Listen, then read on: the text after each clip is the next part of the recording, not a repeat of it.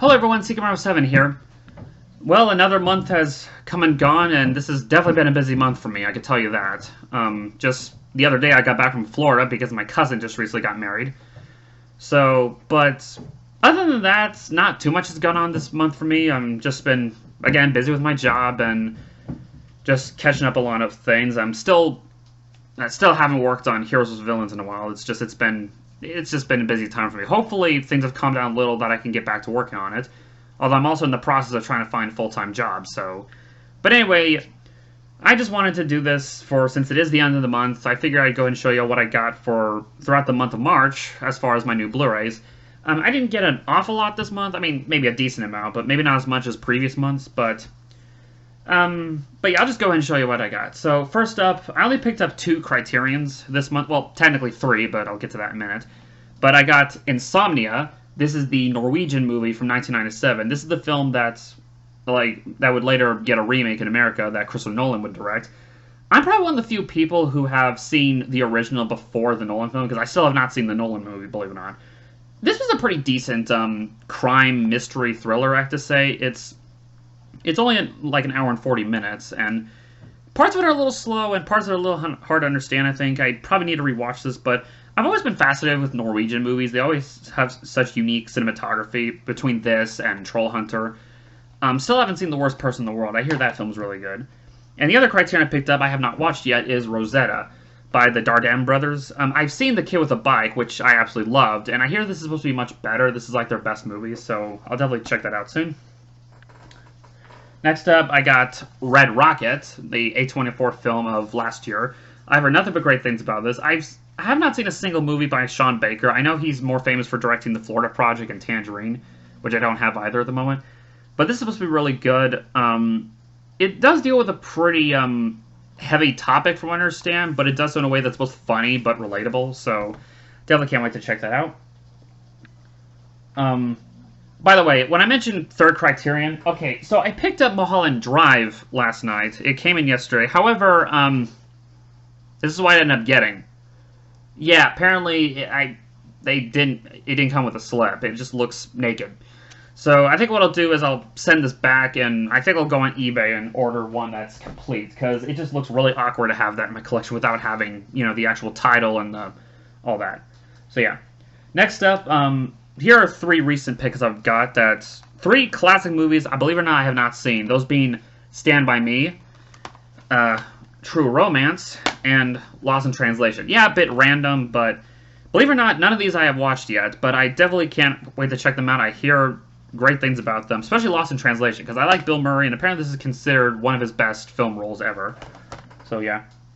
I also got Witness for the Prosecution, the Kino Lorber Blu-ray. I've only seen a couple movies by Billy Wilder, like Some Like It Hot, which I absolutely love, so I can't wait to check out more films of his. I know this is one of the movies on my IMDb poster that's right in front of me. And funny enough, out of the 100 movies that's on that poster, I'm only missing 3 films, and they're all the Indian movies, so don't know if I'll be able to get those or not, so. Next, we got The Killing Fields. This is a digibook. I've seen this movie a long time ago, like a few years ago, and this was a pretty solid war movie, but yeah. This was an out-of-print Blu-ray, I think, but I was able to get it for a reasonable price, so yeah.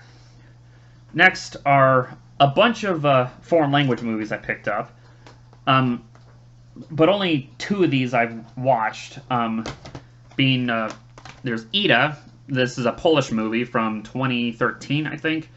I did watch this not too long ago, and it's a pretty solid film. I probably need to watch it again, because I watched this when I got home from work, and I was a little tired, and I may have been dozing off a little. I mean, it's a really short movie. It's like 80 minutes long, but I remember having beautiful cinematography and a pretty powerful ending, but I definitely need to give this another watch. Next, we have Riders of Justice that came out in 2020. I had a blast with this movie, I'm not going to lie. This was actually a really fun Danish film. I will say this, though, if y'all do check this film out, definitely watch it in Danish, not in English, because whoever they got to do the English dub for Mads Mikkelsen sounds nothing like the guy, so yeah.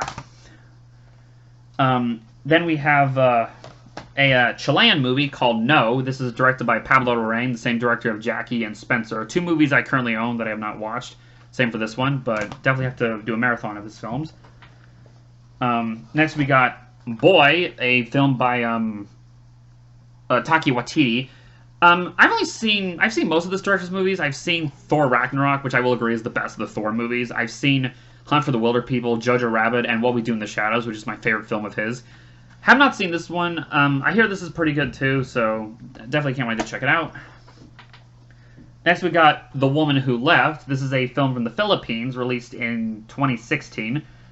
Apparently this director is known for making really, really long movies. Like another film he's known for is Norte, The End of History.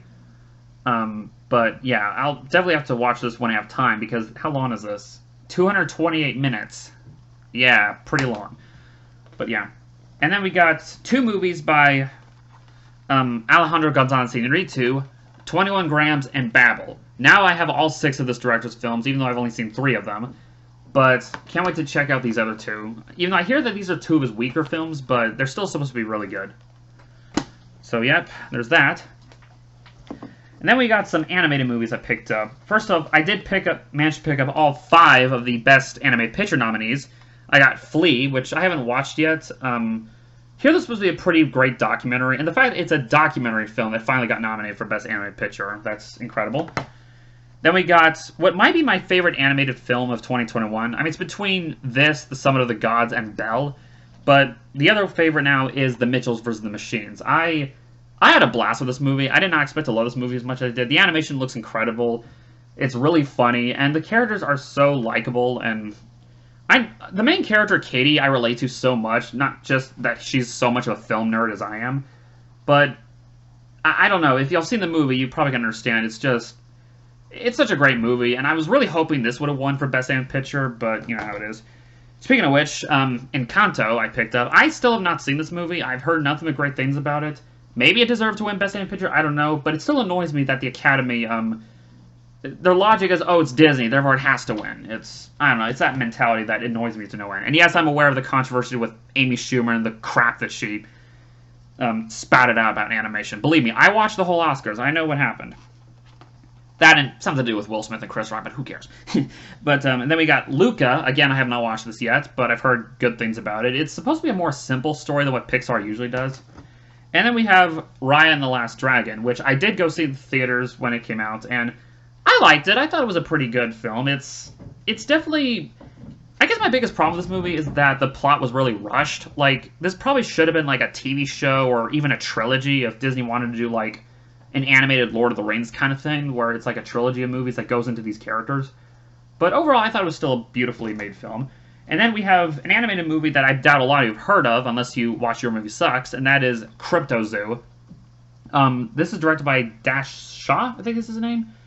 Apparently this is a really weird, trippy film that involves cryptozoology, I guess, which that alone has me interested. But apparently this is Your Movie Sucks' favorite animated film of 2021, so definitely can't wait to check it out. And finally, the final thing I picked up is a TV show box set that was on sale, and that is Sherlock. It's been a while since I've watched the show. I think I've seen all but the last 2 episodes, or last 1 episode, I think. I would definitely have to revisit it, though. Although, unfortunately, even though this was brand new, I bought it on Amazon. I don't know if you can tell, but Season 1 Blu-ray, it's cracked right there. Clearly, Amazon does not have the best shipping or something like that. And so that's everything I picked up for March of 2021. I hope y'all enjoyed this, and hopefully I'll get back to Heroes vs. Villains. And also, I hope y'all enjoyed that video I did of my top 100 favorite animated movies. That was something I always wanted to do for a long time. I hope to do a similar list like that in the future, not just with movies, but hopefully with TV shows, but I got a lot to catch up on. So, I hope y'all enjoyed this, and I will see y'all in the next video. Later!